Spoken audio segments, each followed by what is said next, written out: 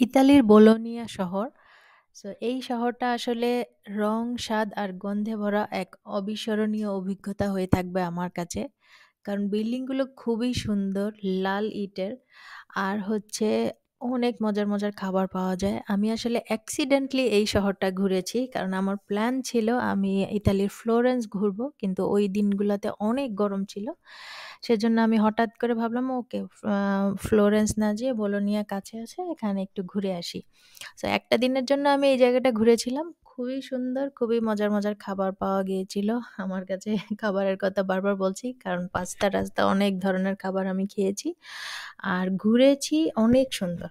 তবে সবচেয়ে মজার যেই বিষয়টা সেটা হচ্ছে এই জায়গাগুলোতে হচ্ছে আসলে পৃথিবীর সবচেয়ে পুরনো যে ইউনিভার্সিটি সেগুলো কিন্তু এই বোলোনিয়া শহরেই হয়েছিল।